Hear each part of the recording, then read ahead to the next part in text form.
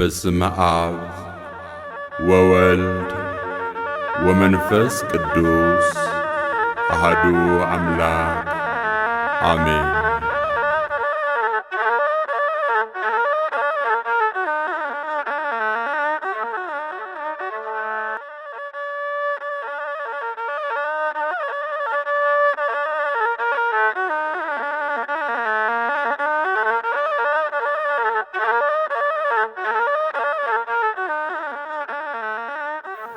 እንደምን ዋላችሁ። በቸርነቱ ጠብቆ ለዚህች ዕለት ለዚህች ሰዓት ያደረሰን ልዑለ ባሕርይ እግዚአብሔር አምላካችን ስሙ ከአጽናፍ እስከ አጽናፍ የተመሰገነ ይሁን። የዚህ ጉባኤ መሰረታዊ ዓላማ ሁላችን የምናውቀው ነው። ወላጆች ልጆቻቸውን እንዴት በስርዓት ማሳደግ መምራት እንዳለባቸው ራሳቸው ግንዛቤ እንዲጨብጡ ያሏቸው ጥያቄዎችን ከሞላ ጎደል በተቻለ መጠን መልስ እንዲያገኙበት እና ያሉትንም ያልታዩን ነገሮችን ለማየት እንዲያስችለን የውይይት መድረክ ለመፍጠር ነው እና ይሄ በየጊዜው እንግዲህ ጊዜ እየጠበቀ መከናወን ያለበት ተግባር ነው። ለሕፃናቱ ብቻ መልእክት ማስተላለፍ በቂ እንደማይሆን ግልጽ እየሆነ ነው። ምክንያቱም ልጆች ከቤተ ክርስቲያን ያገኙት ትምህርት ራሱ ቤት ውስጥ ሊሻር ይችላል እና እዚህ እየተጻፈ እዛ እየተሰረዘ እዚህ እየተጻፈ እዛ እየተሰረዘ ከሆነም እኮ አብሮ አይሄድም። ያ እንዳይሆን ቤተ ክርስቲያን የምታስተምረው ትምህርት የምታስተላልፈው መልእክት ለልጆች ወላጆችም ያ እንዲተላለፍላቸው የሚፈልጉ ከሆነ በተመሳሳይ ሁኔታ አርአያነትም ማሳየት የሚማሩትን ደግሞ ሊከልሱላቸው፣ ሊያጸኑላቸው፣ ሊደግሙላቸው ይገባል ማለት ነው እና እንኳን በዚህ ሀገር በአገር ቤትም ቢሆን አንዳንድ ትምህርት ቤቶች ልጆችን ተቀብለው ትምህርት ሲሰጡ የወላጆችን የትምህርት ደረጃ የቋንቋ ችሎታ ከልጆቻቸው ጋር ያላቸው ቀረቤታ የጊዜ አጠቃቀም ወላጆች እንኳን ትምህርት ቤቱ የሚፈልገው መስፈርት ባያሟሉ ራሳቸው ማለት ነው በሌላ ተጨማሪ ሰው ያን ማድረግ ፈቃድና ችሎታ እንዳላቸው ተጠይቆ ያለበለዚያ ተማሪዎቹ የማይቀበሉ ልክ እንደ ልጆቻችሁ ወይ አብራችሁ መማር መቻል አለባችሁ። ለምሳሌ የፈረንሳይኛ ቋንቋ ትምህርት ያለበት ትምህርት ቤት እንደ ምሳሌ እንወስዳለን እና ትምህርት ቤቱ ልጆች ሲቀበል ወላጆችን ይሄን ቋንቋ ትችላላችሁ ወይ ደግሞ አብራችሁ ትማራላችሁ ወይ እና አብራችሁ ማደግ ካልቻላችሁ እኛ የምንሰጠውን ብቻ አይደለም በቂ የሚሆነው ልጆች ቤት ውስጥ ደግሞ ያንኑ የሚሰሙበት የሚያደምጡበት እድል መኖር መቻል አለበት። ወይም ደግሞ የዚያን ያህል ከትምህርት ቤት ከወጡ በኋላ ደግሞ ሊጠቀሙበት ሊገለገሉበት እንዲችሉ ቋንቋውንና ውስጣቸው እንዲሰርጽ ሌላ ተጨማሪ መምህር ቀጥራችሁ በዛ ታሰለጥኗቸዋላችሁ። አለበለዚያ ልጆቻችሁን አንቀበልም ይላሉ።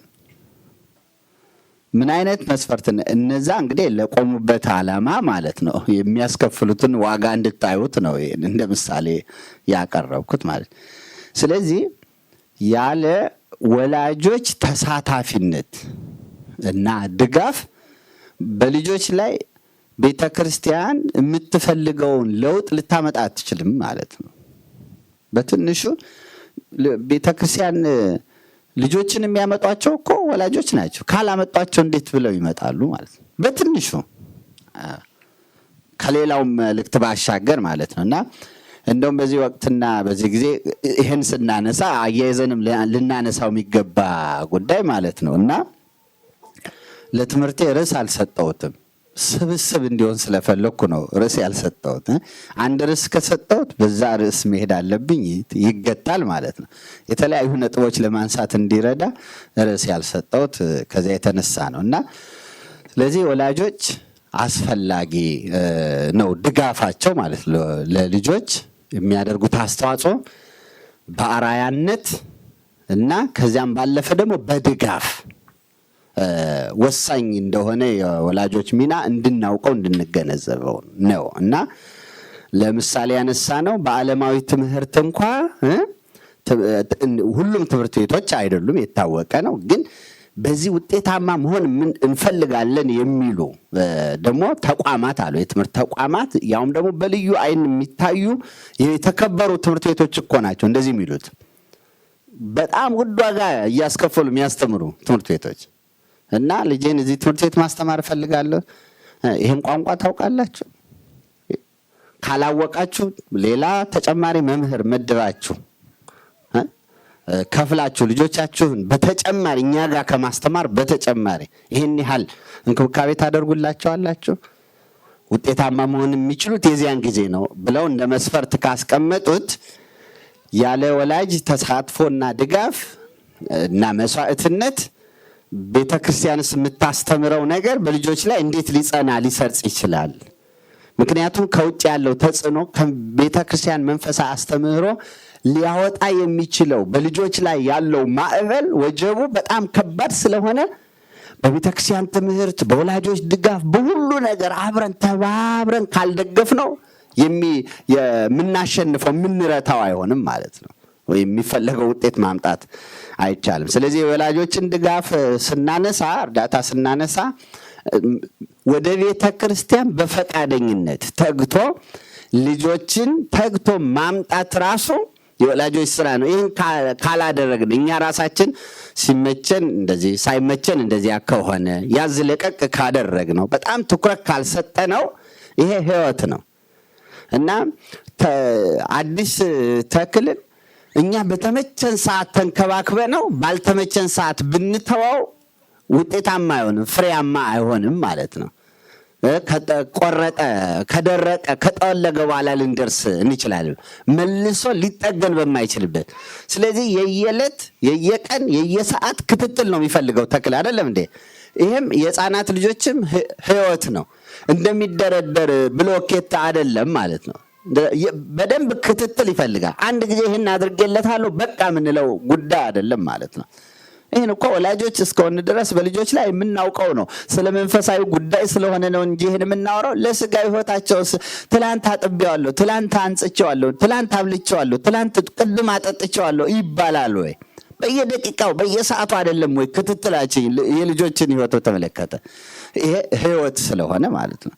ስለዚህ በሚገባ ይህን ካላደረግን ሊሆን የማይችል እንደሆነ እንድንገነዘብ ያስፈልጋል እና የሚያዘናጉ ከመስመር የሚያወጡ በጣም ብዙ ጉዳዮች አሉ። በዚያ የስራ ጠባያችን ሊሆን ይችላል ተለዋዋጭ እየሆነ ስለዚህ በዚያ ጊዜ ስለ ልጆች የሚከፈለውን ዋጋ ማወቅና ባልና ሚስት መመካከር ይህን ብናደርግ ይህንን የስራ ተለዋጭ ተቀያሪ ስናደርግ በልጆቻችን በጀመሩት ትምህርት ላይ በቤተክርስቲያን እንቅስቃሴ ላይ የሚያመጣው ተጽዕኖ አለ፣ ይቋረጥባቸዋል፣ እንዲሆንባቸዋል ብሎ እያራቁ ማቀድ። እኛ በህይወታችን የምናደርጋቸው እንቅስቃሴዎች እንኳን በልጆቻችን መንፈሳዊ የህይወት ክትትል ላይ ያለውን ተጽዕኖ ከግምት ውስጥ እያስገባን መሆን መቻል አለብን። ተመልከቱ፣ እኛም መማር እኛም መስራት መለወጥ እንፈልጋለን አይደል? ያም እንኳን ይሄ መቼም መሰረታዊ ጉዳይ ነው። ወደዚህ ሀገር ስንመጣ ሌላም በእውነት ዓላማ የሚኖረው ሰው አይኖርም። እለወጣለሁ፣ ሰራለሁ፣ እሻሻላለሁ ብሎ ነው አይደለም? እና የብዙ ሰው ዓላማ ይሄ ነው እና እንደዚህም ብለን ከመጣንበት ከዋና ጉዳያችንም በበለጠ ለልጆች ትኩረት መሰጠት መቻል አለበት ማለት ነው። ትልቁ ፍሬዎች እነሱ ስለሚሆኑ እና እንኳንና በቀላሉ በዓመት በዓል ሰበብ በማህበራዊ ጉዳይ ሰበብ አይደለም እንዴ? ይሄን በመሳሰሉ በጣም የሚነሱ ጉዳዮች አሉ። አሁን ይሄ የወቅት ይሄ ጊዜ ተማሪዎች የሚመረቁበት ጥሪ የሚበዛበት ይሄን የመሳሰሉ ጉዳይ አለ አይደለም? ስለዚህ እኛ አዋቂዎች ነን እየተጠራን በተለያየ ቦታ የምንገኘው ለዚያ ተብሎ ግን ልጆቹን ካለው መንፈሳዊ ስራ እንገታቸዋለን፣ እናቋርጣቸዋለን። ይሄ የራሱ ተጽዕኖ አለው የለውም? አለው። ካሉት ተማሪዎች ልጆች ወደ ኋላ ይቀራሉ። ደግሞ እንደገና ሌላ ዓለም እያሳየናቸው ለካ እንዲም አለ እኛ ቤተክርስቲያን እየሄድን የማስጎምጀት ያህል በልጅ ጠባይ ማለት ነው እና ፈታ የማለት ጠባይ እንዲላመዱና ነገ ደግሞ ደህና የለመዱትን ያጣጣሙትን ከሰውነታቸው ጋር የተዋሃደውን መንፈሳዊ እንቅስቃሴ ደግሞ ልረፍ፣ ልዝናና፣ ልቅር የሚለውን ነገር የሚያስለምዳቸው እየሆነ ይመጣል። ስለዚህ ምንድነው ማድረግ ያለብን እንደዚህ አይነት ነገር ሲገጥመን? ይሄም ማህበራዊ ኑሮ ነው። ምን እናደርገዋለን? ትንሽ እንደው ማህበራዊ ኑሮ ላይ ቅብጠት ያለን አይመስላችሁም? አንዳንድ የበዙ ነገሮች የሉም? እኔ ተጠርተን ስለምንሄደው ሰዎች ብቻ አይደለም የምናገረው፣ ስለ ጠሪዎቹም ራሱ ጠሪውም እኮ እንቅፋት ፈጣሪ ይሆናል እና ስለዚህ በጣም በዛ ልጆቻችን 12ኛ ክፍል ተፈተኑ አለፉ ብሎ ልክ ሌላ ህይወት የሌላቸው ይመስል ማለት ነው። ለልጆቹም ቢሆን በሌላ አነስ ባለ መንገድ የሌላውንም ሰው ማህበራዊ ኑሮና ጊዜ ሳናጣብብ ማለት ነው ቀነስ ባለ ሁኔታ ልጆቹን ደስ አሰኝቶ ማሳለፍ እየተቻለ በጣም ስናሰፋው የብዙ ሰው ጊዜ እንወስዳለን፣ ዋጋ እናስከፍለዋለን ማለት ነው። በጣም ቁጥቦች መሆን መቻል አለብን እና እኛ እንዲህ ብንሆን ሌላውም ቢያውቅበትና ቢችል ጎበዝ ቢሆን እንዲህ ቢሆን አሁን የምናነሳው ቅሬታ አይነሳም ማለት ነው አይደለም? እና ስለዚህ እንዲህ አድርጎ ማስተካከል ማመቻቸት። ነገ ከነገ ወዲያ ልጆች አስመራቂዎች ነን እኛ እዚህም ያለ ነው አይደለም? አዎ ምንም ሩቅ ይመስላል እንጂ የኛው ልጆች ደግሞ እንዲህ አድገው የሚመረቁበት ጊዜ ቅርብ ነው እና ይሄን ከግምት ውስጥ ማስገባት እና አቋም ደግሞ መውሰድ። በቤተ ክርስቲያን ጊዜ አልደራደርም። ማንደራደርባቸው ብዙ ጉዳዮች አሉ አይደል? ተመልከቱ። ለምሳሌ በሰንበትም ሆኖ እሁድ የሚሰራ ቅዳሜ የሚሰራ ሰው አለ በዚህ ሀገር እና እንደዛ ሆኖ እንኳን በስራ ጉዳይ በምንሰራበት ቀን ቢሆን ጥሪ የተደረገልን ማለት ነው። ጠሪውም ቢሆን በዛን ቀን አይመቸኝም ስራ ላይ ነኝ ብንለው ይደራደረናል፣ ሊያግባባን ይሞክራል። ስራ ላይ ነን ብንለው ለምንድን ነው የቤተክርስቲያን ጉዳይና የልጆች ትምህርት ልጆች ትምህርት ቤት ናቸው ቢባል ይደራደረናል? እኛ እየተማርን ቢሆን እኔ በዛን ቀን ክላስ አለኝ ብንለው ይደራደረናል? ታዲያ ቤተክርስቲያን መጥተው በሚማሩበት ትምህርት ለምንድን ነው ድርድር ውስጥ የምንገባው ማለት ነው? ለምን ቀለለ እንደዛ? ልጆቹ ቤተክርስቲያን መጥተው ሌላ ጊዜ ቢሆን በስልክ እንትን ብዬ ደውዬ ወይም ደግሞ ቀኑም አልፎ ባመቸኝ ቀን መጥቼ አያቸዋለሁ እንኳን ደስ ያላችሁ ሳልላችሁ አልቀርም። ለምን አንልም? መድረስ ግዴታ ሆኖ ከተገኘ ማለት እንኳን አደረሳችሁ ማለት አለብን ብለን የምናስብ ከሆነ እነሱ በመደቡት ሰዓትና ጊዜ መደረግ የለበትም አይደለም? እውነት ነው። ሌላው የሚመቸው ሰው እንደዛ ያደርጋል። እኛ ግን ልጆቻችን የሚሄዱበት ቦታ አለ፣ ትምህርት አላቸው፣ ቤተክርስቲያን ይሄዳሉ። ያን ማጓደል ብዙ ነገር ሊያጎድልባቸው ይችላል። የአንድ የእናንተን ብቻ አታስቡ። በብዙ አቅጣጫ ደግሞ ተመሳሳይ ግብዣዎች፣ ጥሪዎች አሉ። ለአንዱ በር ከከፈትን ለሌላውም እንደዚያ ነው የሚሆነው ብሎ አቋም መውሰድ ያስፈልጋል። በማን ኤክስፔንስ ነው የምንኖረው? በልጆቻችን እንትን እኮ ነው። የኛ ማህበራዊ ኑሮ ደግሞ ወሳኝነቱን ከግምት ውስጥ ማስገባት ያስፈልጋል ማለት ነው። የትኛው ነው ወሳኝ? አንድ ሰው ጠርቶን እዚያ ሰው ዘንድ መገኘት ነው ወሳኙ ጉዳይ ወይስ የልጆቻችን ህይወት ነው ወሳኙ ጉዳይ የሚለውን ማሳወቅ። ከዛ በኋላ አቋማችን እየታወቀ ሲመጣ ማንም የሚቀየምን ቅሬታ የሚያነሳ ሰው የማይኖር ይሆናል። ይህንን እንደዋዛ አትመልከቱት። እኔ መቼም ብዙ ዘመን አለኝ እንደዚሁ በቤተክርስቲያን መድረክ በማስተማር በማገልገል ማለት ነው። አገልግሎት የምንሰጠው ሰንበት ቀን ነው አይደለም? በአገር ቤትስ ቢሆን አገልግሎቱ የሚበዛው ቤተክርስቲያን፣ ሁሉ ቤተክርስቲያን ተሯሩጠን ትምህርት የምናስተምረው ከጠዋት እስከ ማታ፣ ከአንድ ማህበር ወደ ሌላ ማህበር፣ ከአንድ ጉባኤ ወደ ሌላው፣ ከአንድ ሰንበት ትምህርት ቤት ወደ ሌላው፣ ከአንዱ አጥቢያ ወደ ሌላው፣ እንዲህ ብለን ቀን ሙሉ የምንውልበት ጉዳይ እና ይህ ስለሆነ ማህበራዊ ኑሮ ሲጨመርበት ተመልከቱት ምን እንደሚሆን ማለት ነው። ሰርጉ አለ፣ እንደዚሁ ክርስትና ልደቱ አለ እየተባለ ማለት ነው። ግራጁዌሽኑ ሁሉ ያባክናል። ስለዚህ አቋም ማድረግ የሚገባ ስለሆነ እኔ ልክ እናንተ በሰኞ ማክሰኞ እንዲህ ያለ ቀጠሮ ብጠራችሁ እንደማትችሉት እኔ የቤተክርስቲያን ሰው ነኝ፣ ሰባኪ ወንጌል ነኝ። ከዚህ የተነሳ ዋናው ስራዬ ሰንበት ቀን ስለሆነ አትቀየሙኝ ብሎ ማሳሰብ ግዴታ ሆነብኝ ማለት ነው። የገዛ ወገኖቼ፣ ቤተሰቦቼ፣ ቤተዘመዶቼ እንኳን ይሄን ቁም ነገር ወስደው ማለት ነው አውቀውት ምን ማለት ጀመሩ? አልጠራንም ላለ ማለት ነው አንተን የምንጠራ መቼም እንደማትመጣ የታወቀ ነው እያሉ ወረቀት መስጠት ጀመሩ ማለት ነው። ይሄ አያስደስትም? እየታወቀልን ሲመጣ ማለት ነው። ስለዚህ በቃ ገና ወረቀቱን ሲሰጡኝ ራሱ ተመችቶኝ እንኳን ቢሆን ማለት ነው ላለመሄድ ብፈልግ ለመቅረት እንድችል አመቻችተው እና ያመቸ ቀን ብቅ ብለህ ቤታችንን ታያለህ፣ ግን ሰርጋችን በዚህ ቀን ነው፣ ብትመጣ ደስ ይለናል፣ ባትመጣም ግን ያው ምን ያህል ቢዚ እንደሆንክ እናውቃለን እየተባለ ጥሪው ሲመጣ ተመቻ። ይሄ በአንድ ቀን የመጣ አይደለም፣ ከልምድ ነው ማለት ነው፣ ከመስማት ነው። በአንዱ በሌላው ቤተዘመድ የሆነውን ነገር ለምን መጣ፣ ለምን ሳይመጣ ቀረ፣ እንዴት ቀረ የሚለውን ከመወያየት የመጣ ከዛ በኋላ ቅያሜ ቅሬታ የሌለው ጉዳይ ማለት ነው። ስለዚህ እኛ በጓደኞቻችን፣ በቤተሰቦቻችን፣ በዘመዶቻችን፣ በሚቀርቡን ሰዎች ዘንድ ለልጆቻችን የምንሰጠው ትልቅ ዋጋ ታውቋል ወይ? ለቤተክርስቲያንስ የምንሰጠው ትልቅ ዋጋ ታውቋል ወይ? አይ በቤተክርስቲያን ከተባለ እሱ ድርድር የለውም፣ በቤተክርስቲያን ከተባለ ድርድር የላትም የሚለው ታውቆልናል። ያ ከሆነ ይስተካከላል። ገና ለገና ያሉን ማህበራዊ ኑሮዎች እኔ በጣም ለማቃለል አይደለም፣ የማህበራዊ ኑሮ ጥቅሞችም ደግሞ የምንረዳው ነው። ግን ሊቀነስ ሊቀል የሚችለውን ነገር ግን በጣም ከመጠን በላይ አክብዶ በማየት ተጽዕኖ ሊያሳድር በሚችል መልኩ በህይወት ላይ ተጽዕኖ ሊያሳድር በሚችል ልክ ግን አንያዘው ነው ማለት እና ሚዛናዊ እንሁን፣ እናገናዝበው ማለት ነው። አይ ብለን ለሚቀድም ነገር ቅድሚያ መስጠት ያስፈልጋል። ሰው ብዙ ሊያስብ ይችላል። ለጊዜው ነው እኮ እስኪረዳ እኮ ነው እስኪያውቅ ነው።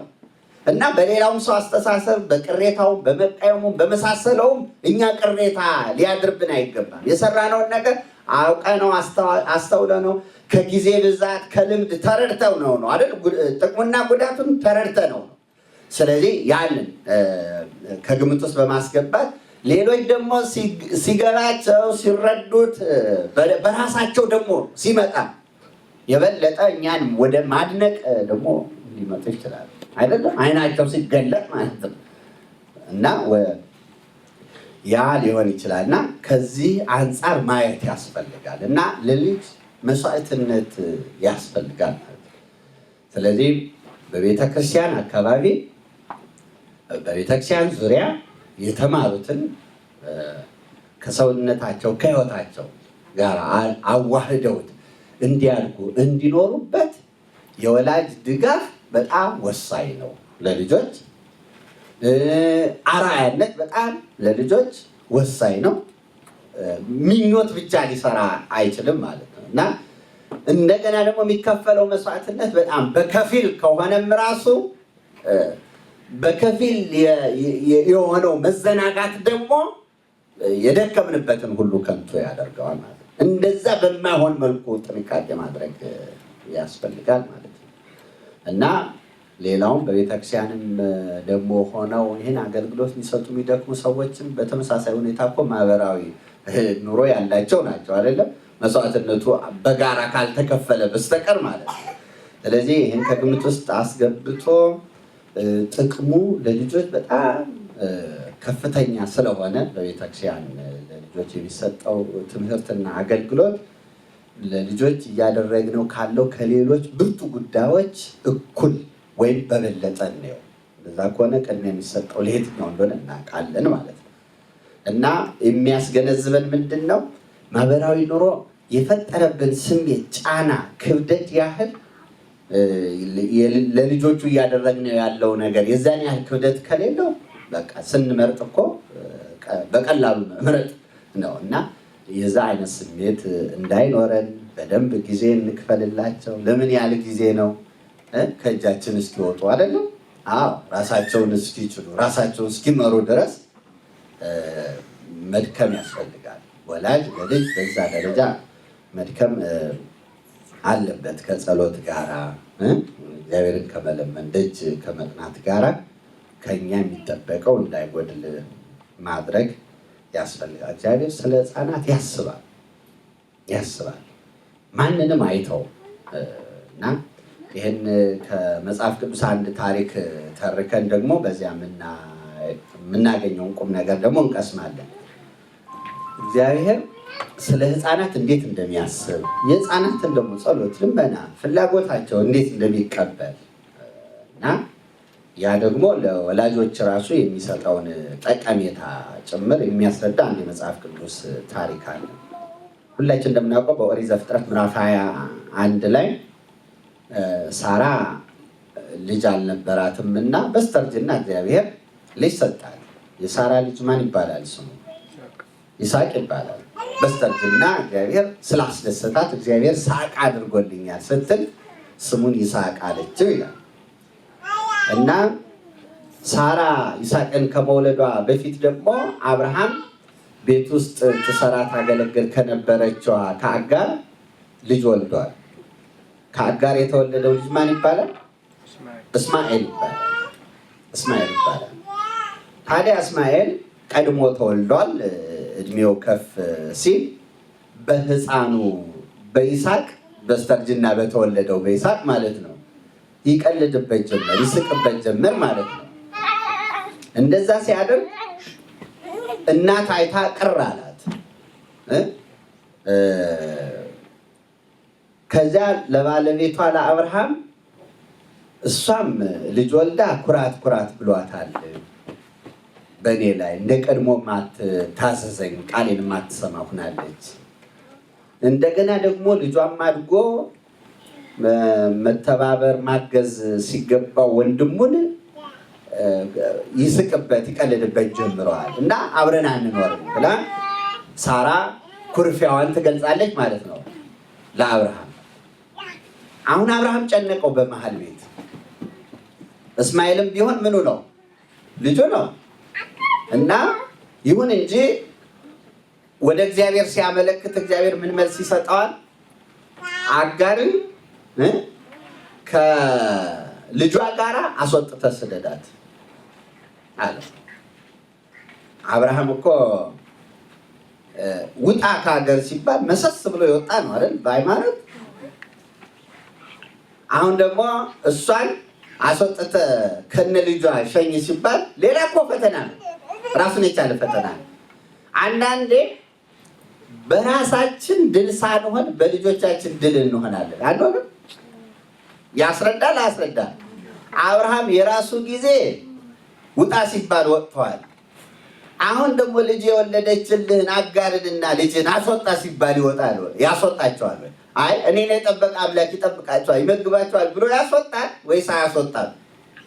ይጨክናል አይጨክንም? ይቆርጣል አይቆርጥም? የሚል እና በራሴ በሆን እችለዋለሁ አንልም አይደል? ልጄን ከምትናገር እኔን ብትናገር እንደዚህ ምንል ሰዎች አለ በልጅ ሲሆን እና ይሄ እዚህም ሊያጋጥመን የሚችል ነገር ነው አይደለም? አዎ። እና ታዲያ አብርሃም ግን የሃይማኖት ሰው ስለነበረ እግዚአብሔር ይል ብሎሃል በቃ ውጡ ብሎ የልጁን እናት ተመልከቱ አጋርን ከልጇ ጋር አስወጣቸው ማለት ነው። የሆነውን ተመልከቱ። ቢሆንም ግን ሐዘን ተሰምቶታል። መቼም ስለ እግዚአብሔር ቃልነት ቢፈጽመው ማለት ነው ሐዘን ተሰምቶታል። እግዚአብሔር ምን አለው? አትዘን። የምተወው መስሎ ነው፣ የምጥለው መስሎ ነው። እሱም ሕዝብ ነው የሚሆነው። ግን የባሪያይቱ ልጅ ከጨዋይቱ ልጅ ጋር አብሮ ርስት አይካፈልም። እሱንም እባርከዋለሁ፣ የራሱ በረከት አለ፣ ይበዛል በራሱ መንገድ። ነገር ግን ለየቅል ነው እና የጨዋይቱ ልጅ ጋር አብሮ ርስት አይካፈልም፣ አስወጣ አለው። ይህንን የእግዚአብሔር ቃል ተስፋ አድርጎ አጋርን ከልጇ ጋር ሰደዳት። አሁን ታሪኩን ላንብብላችሁ። ኦሪት ዘፍጥረት ምዕራፍ 21 እንዲህ ይላል። እግዚአብሔር እንደተናገረው ከቁጥር 1 ነው ማለት። ሳራን አሰበ፣ እግዚአብሔርም እንደተናገረው ለሳራ አደረገላት። ሳራም ጸነሰች። እግዚአብሔርም በተናገረው ወራት ለአብርሃም በእርጅና ወራት ወንድ ልጅን ወለደችለት። አብርሃምም የተወለደለትን ሳራ የወለደችለትን የልጁን ስም ይስሐቅ ብሎ ጠራው። አብርሃምም ልጁን ይስሐቅን እግዚአብሔር እንዳዘዘው በ8ኛው ቀን ገረዘው። አብርሃምም ልጁ ይስሐቅ በተወለደለት ጊዜ የ100 ዓመት ዕድሜ ነበረ ይላል። 100 ዓመቱ ነበር። ሳራም እግዚአብሔር ሳቅ አድርጎልኛል፣ ይህንንም የሚሰማ ሁሉ በእኔ ምክንያት ይስቃል፣ ደስ ይለዋል አለች። ደግሞም ሳራ ልጆችን እንድታጠባ ለአብርሃም ማን በነገረው? ለዚህ በቃች፣ ለዚህ ደረሰች ሳራ በስተርጅና። በእርጅናው ልጅን ወልጄለታለሁና አለች ይላል። ሕፃኑም አደገ። ማን? ይስሐቅ የተወለደው ሕፃን። ጡትንም ከመጥባት ተቋረጠ። አብርሃምም ይስሐቅን ጡት ባስጣለበት ቀን ትልቅ ግብዣ አደረገ ይላል። ተመልከቱ። እና ሳራም ግብፃዊቱ አጋር ለአብርሃም የወለደችለትን ልጅ ሲስቅ አየችው። እና አብርሃምንም ይህችን ባሪያ ከነ ልጇ አሳድ፣ የዚች ባሪያ ልጅ ከልጄ ከይስሐቅ ጋር አይወርስምና አለችው። ይህም ነገር በአብርሃም ዘንድ ስለ ልጁ እጅግ ችግር ሆነበት፣ ጨነቀው ይላል። ሀሳብ ያዘው። እግዚአብሔርም አብርሃምን አለው፣ ስለ ባሪያና ስለ ብላቴናው አትዘን፣ ሳራም የምትነግርህን ቃል ሁሉ ስማ፣ በይስሐቅ ዘር ይጠራልሃልና የባሪያይቱ ልጅ ደግሞ ሕዝብ አደርገዋለሁ፣ ዘርህ ነውና አልጥለውም። እና አብርሃምም ማልዶ ተነሳ፣ እንጀራንም ወሰደ። ልጅን ይስሐቅን ሰዋልኝ ሲባል ማልዶ እንደተነሳ ማለት ነው።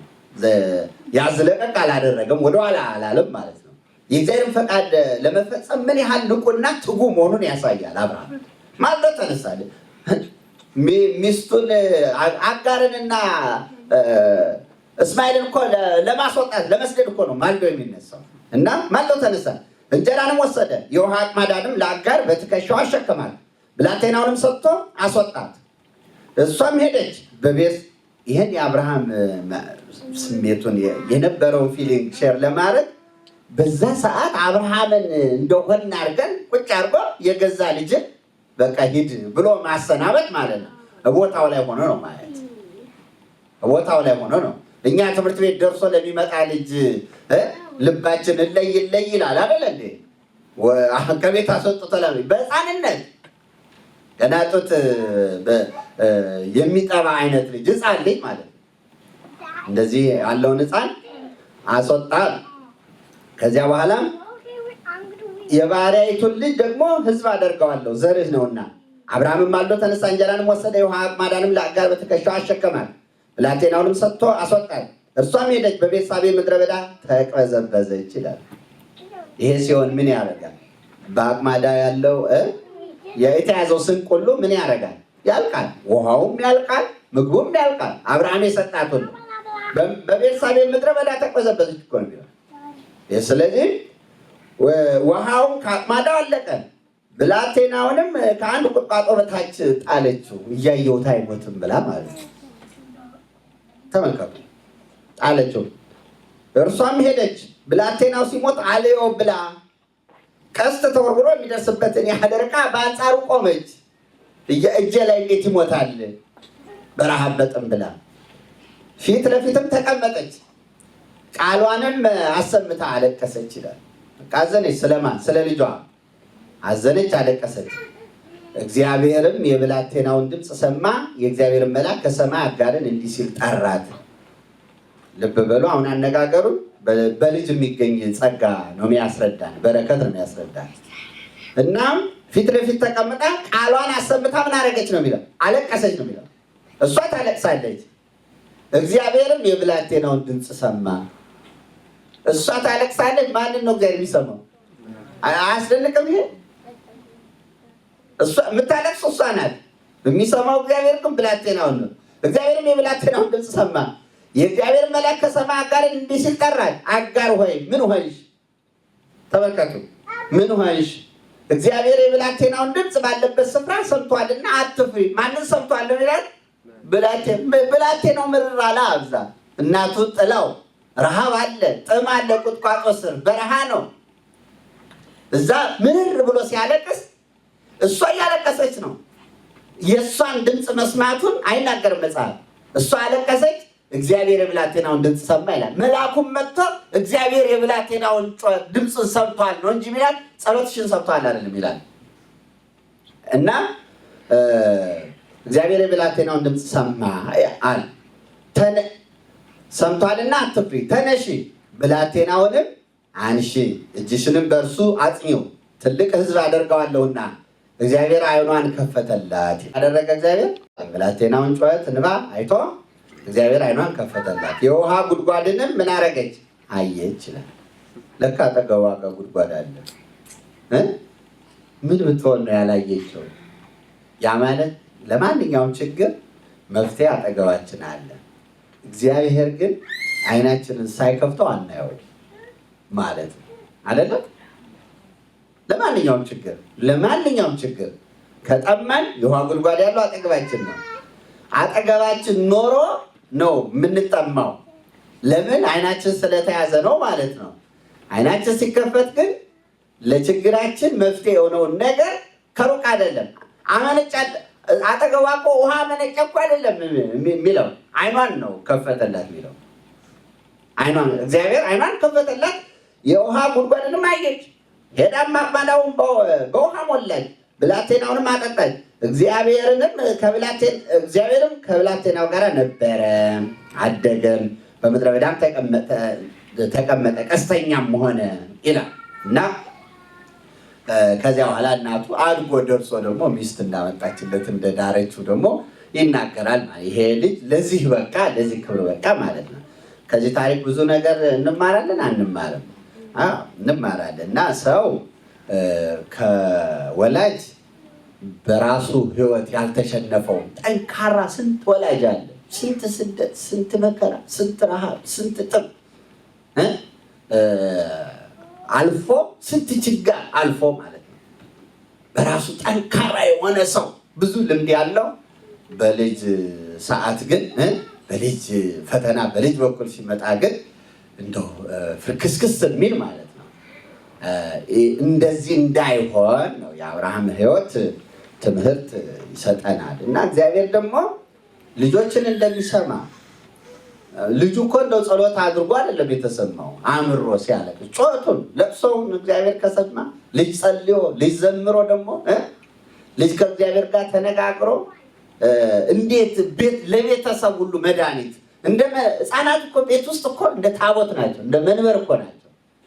ቤተክርስቲያን መጥተን እንደምንጸልየው ያህል ንጹህ ልቡና ያላቸው ከእግዚአብሔር ጋር የሚያገናኙ አብረውን ሲቆሙ ሲጸልዩ ማለት ነው። እና በጣም ክብር መስጠት ያስፈልጋል። እንደ ቅዱስ ዕቃ ነው ሕፃናትን መንከባከብ ያለብን። የቤተክርስቲያን ቅዱስ ዕቃ እንዴት ነው ክብር ያለው ማለት ነው። ስለዚህ ሕፃናት እንደዚያ ነው መታየት፣ ልጆች እንደዚያ ነው መታየት። ትኩረትም ለነሱ የሚሰጠው ትኩረትም በዚያው ልክ በዚያው መጠን መሆን መቻል አለበት። እና አስፈላጊውን ሁሉ ልናደርግ ይገባል። ጸሎትም ማድረግ አለብን። አሁን ለምንጠይቃቸው ጥያቄዎች መፍትሄ ሁሉ አጠገባችን ይኖራል። ችግሮች ብለን ለምናነሳቸው እግዚአብሔር ያመለክተናል ማለት ነው። ከተማን የተሻለ ከመጣን ከቆየን ማለት ነው። እና ስለዚህ ይህን ከግምት ውስጥ ማስገባት ያስፈልጋል። ልጆችን በስራ በህይወት ከደገፍ ናቸው ጸሎት እንዲጸልዩ ይማራሉ። እኛም አንጸልይ ከሆነ እንዴት አድርገው ነው የሚጸልዩት ልጆች ማለት ነው። ስለዚህ ጸሎት ጸልዩ ነው የሚባል አይደለም። እኛ እየጸለይን ደግሞ ለልጆች ምን ማድረግ አለብን? ማሳየት መቻል አለብን። እና መጽሐፍትን እንዲያነቡ እንፈልጋለን። እኛ ትንሽ ደቂቃ ወስደን መጽሐፍትን በማንበብ የንባብ ፍቅር እንዲያድርባቸው እናደርጋለን ወይ? ያን እናሳያቸዋለን ወይ? ከንባብ የተለየ የራቀ ህይወት እንዳይኖራቸው እና በጣም ውጫዊና ስጋዊ ለሆነው ነገር ብቻ እንዳንተጋላቸው በዛ እንዳይወሰን እና እዚህ መቼም በጣም በጥንቃቄ ነው ስንናገር እኮ ሰው ልቡ ሳስቷል ወይ? በዚህ ሀገር ባህልና ሁኔታ ልቡ ተማርኳል ወይ? ተሸንፏል ወይ? ምናልባት አንዳንድ ኃይለ ቃላት ጠቃሚም ቢሆኑ እንደ ኃይለ ቃል ሆኖ ቶሎ ባውንስ የሚያደርጉ ይሆናሉ ወይ? ከልምዳችን አኳያ ማለት ነው። ሌላ አይነት ነገር የለመደ ሰው የሚጠቅመው ነገር እንኳን ተግሳጽ እየሆነ ኃይለ ቃል እየሆነ የበለጠ እንደውም ሌሎችን መልካም ነገሮች እንዳይሰማ ልቡ እንዲዘጋ ያደርገው ይሆን እየተባለ በጥንቃቄ ነው መልእክት የሚተላለፍልን እና የሚነቀፉ እንኳ ባይሆኑ በይዘታቸው ግን በጣም ብዙ ልንቆጥራቸው ልንቀንሳቸው የሚገቡ ነገሮች አሉ። አሁን እዚህ ከምንሰማው ነገር እኮ እንደው ልጆች ስለ ዋና፣ ስለ ሽርሽር፣ ስለ ካራቴ፣ ስለመሳሰለው ነገር እኮ በጣም ብዙ ጊዜ ይጠፋላቸዋል ልጆች አይደለም እንዴ? አዎ።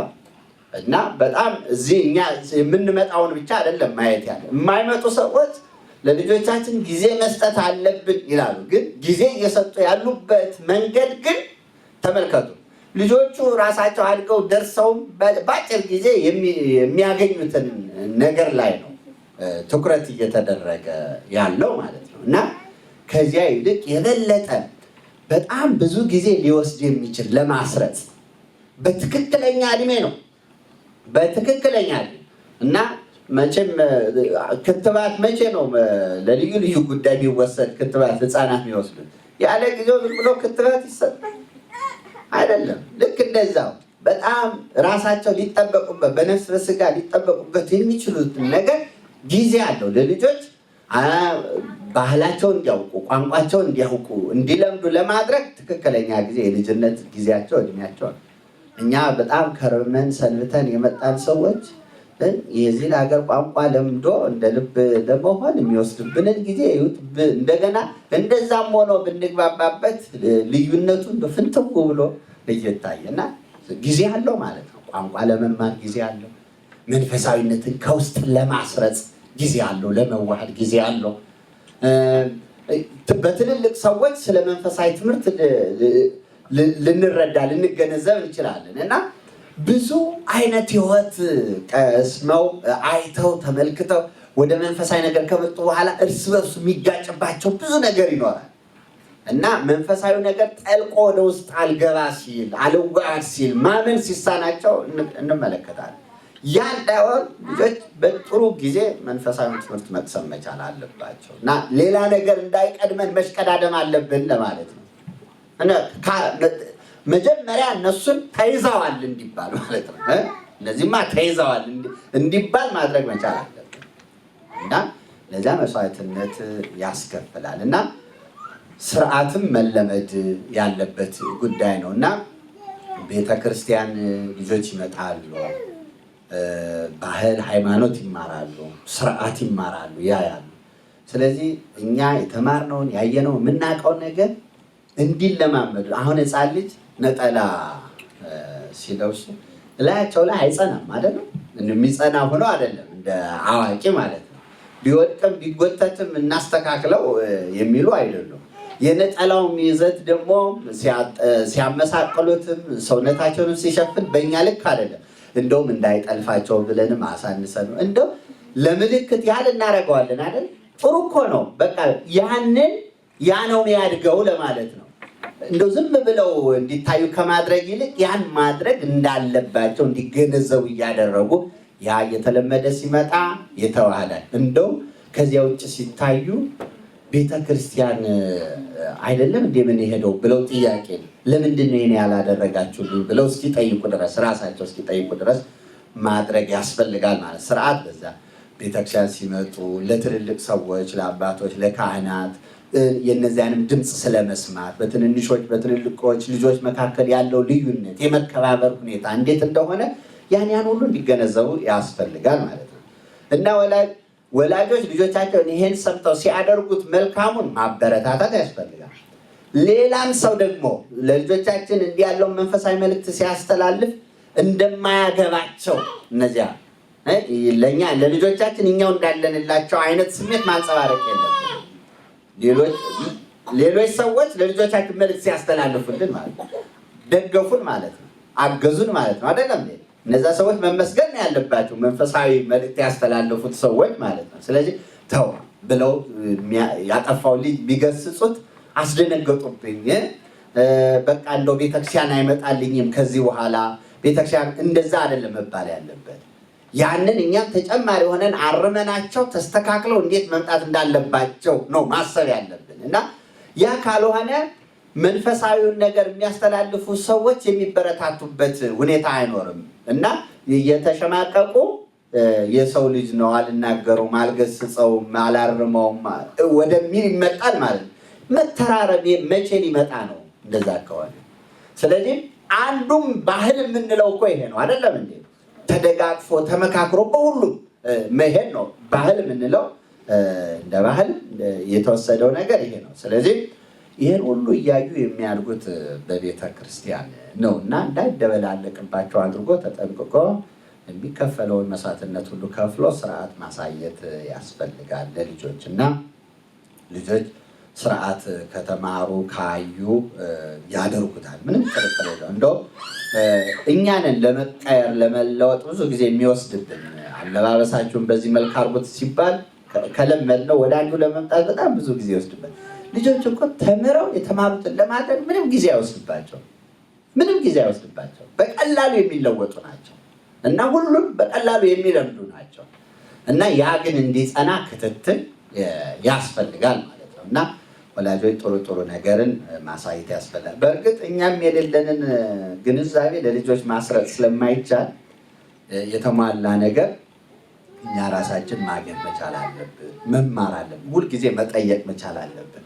ልጆች የጠየቁትን ነገር ደግሞ በአግባቡ ልንመልስላቸው ካልቻል እስቲ ሄደን ቤተክርስቲያን አብረን እንጠይቃለን ማለት እና ለጊዜው ብቻ ለመመለስ ብለን አምታተን በድፍረትም አለመንገር ጠይቅና እነግርሃለሁ ማለት እነሱም መጠየቅን ትህትናን ነው በዚያ ውስጥ የሚያገኙት። ለዛ አንታገስም አይሉንም ማለት ነው። ስለዚህ እንደዛ አድርጎ በደንብ ጠይቆ አይቶ ደግሞ ማብራራት በሚገባ መጠን ማሳየት ያስፈልጋል። ይሄ የሆነ ሲመጣ ይቀረፋል።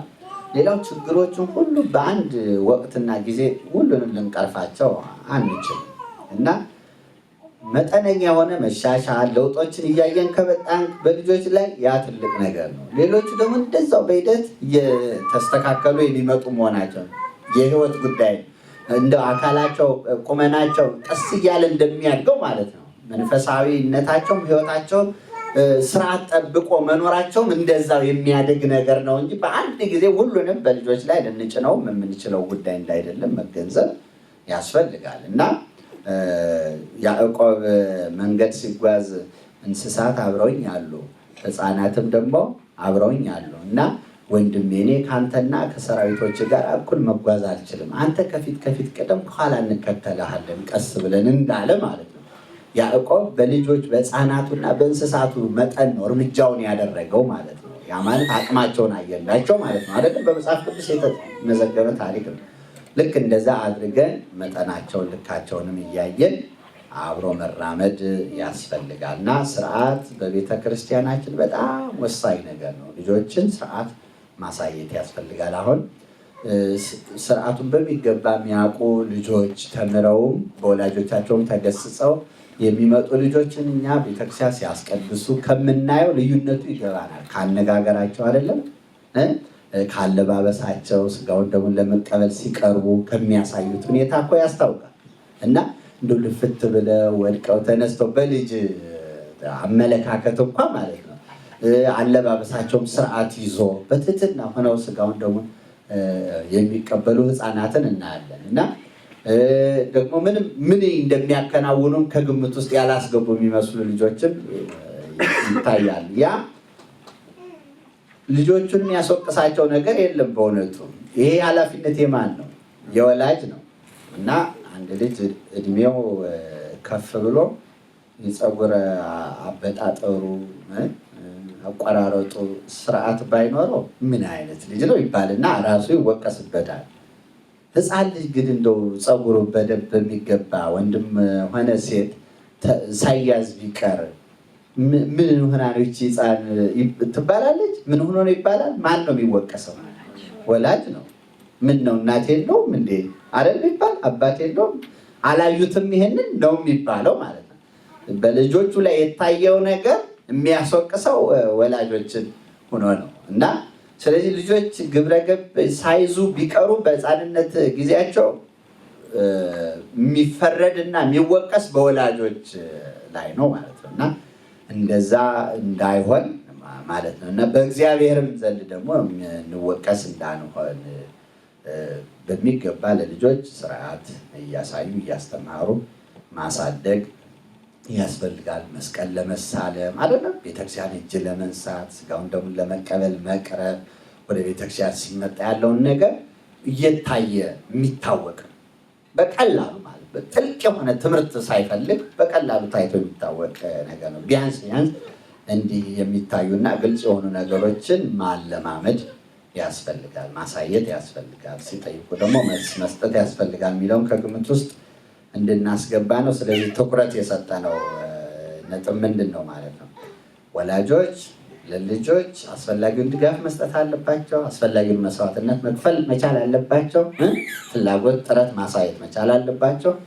ያ ለልጆች የሚያደርጉት ድጋፍ ያዝ ለቀቅ አንድ ጊዜ እንደው ጠበቅ አድርገን አንድ ጊዜ አላልተን የሚሆን መሆን የለበትም። ወይም አንዴ ቢቋረጥ ቀጣይነት ያለው መሆን መቻል አለበት። ራሳችንን በማህበራዊ ኑሮ እየተፈተንን በልጆቻችን ህይወት የህይወት መስዋዕትነት ማለት ነው የእኛን ማህበራዊ ኑሮ አንኖር ለማለት ነው። እንደዛ ከሆነ መስዋዕትነት ከፈልን ለልጆቻችን ማለት አይቻልም። ወላጅ ምንድን ነው የሚከፍለው መስዋዕትነት? ደግሞ ሰርቶ የደከመበትን ገንዘቡን ልጆቹ ላይ ማፍሰሱ ብቻ ነው ወይ የከፈለው መስዋዕት? ከማህበራዊ ኑሮ መስዋዕትነት ይከፈላል። ብንፈልገውም እንኳን ማለት ነው ይከፈላል አይከፈል? ከማህበራዊ ኑሮ መስዋዕትነት ይከፈላል። ስለዚህ ከሌሎች ሰዎች የሚመጣውን ማመለካከት፣ ወቀሳ፣ ምነው አትፈልጊኝም አትፈልገኝም የሚል አይነት ወቀሳም ራሱ እንደ መስዋዕትነት እንቁጠረው ለማለት ነው። ለልጆች እንደተከፈለ መስዋዕትነት ምን እናድርገው እንቁጠረው ለማለት ነው። እና ስለዚህ ይህን ከግምት ውስጥ አስገብቶ በቂ ጊዜ ለልጆች ምን ማድረግ ያስፈልጋል? መስጠት ያስፈልጋል። ስርዓትን በሚገባ ማሳየት ያስፈልጋል። እና ቀደም ሲል በመሀል ሲጠየቅ የሰማሁት ጥያቄ አለ። እንደ ክፉ አጋጣሚ ሆኖ በጣም በተደራጀው ሁኔታ የለንም ለህፃናት የሚሆን ግን ጥያቄው ሊታሰብበት የሚገባ መሰራት ያለበት። አሁን ለልጆች ስርዓት እናስተምር። አዎ እዚህ ላይ መግባባት እንችላለን በደንብ አይደለ? ለልጆች ስርዓት ስናስተምር የምናስተምራቸው ስርዓቶች የትኞቹ ናቸው? መቅደምስ ያለባቸው ቢባል እንዴት ነው በዝርዝር የምናመጣቸው? ስለዚህ ለዚህ ለልጆች ተብሎ የተዘጋጁ መልእክቶች፣ ትምህርቶች መኖር መቻል አለባቸው ማለት ነው አይደለም? የሚጠኑትን ስለ ጸሎት ልጆች ቀድመው ቶሎ በቃል የሚያጠኑት ሲጸልዩ መለማመድ የሚገባቸው የትኛው ነው? ቤተክርስቲያን ሲመጡ የሚያደርጉት ስለ አለባበሳቸው አይደለም? ይህን ስለመሳሰለው በጸሎት ጊዜ፣ በቅዳሴ ጊዜ፣ በትምህርት ጊዜ ሊያሳዩት ስለሚገባ ስነ ምግባር ይህን ስለመሳሰለው የተሰናዳ ነገር ምን አለን የሚል ጥያቄ ነው።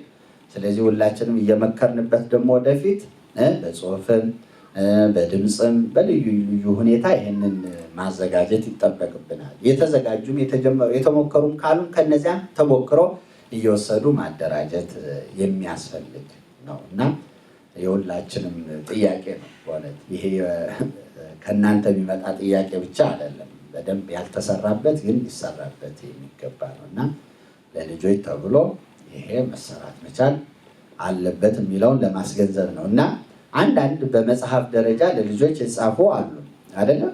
እነዛን ማሰባሰብ ከነዛ በመነሳት ነው አንድ ደግሞ ሌላ ወጥ የሆነ ነገር ማዘጋጀት የሚቻለው እና እነዚያ ላይ መድከም ያስፈልጋል፣ ማሰብ መመካከር ያስፈልጋል እና ስለዚህ እስካሁኑ የደከምነው ድካም ከንቱ ሆኖ እንዳይቀር የበለጠ እንድከምላቸው ለልጆቻችን ለማለት ነው። የቆየን የሰማነውን በልቦናችን ጽላት ይጻፍልን። የእግዚአብሔር ቸርነት የድንግል ማርያም አማላጅነት አይለየን።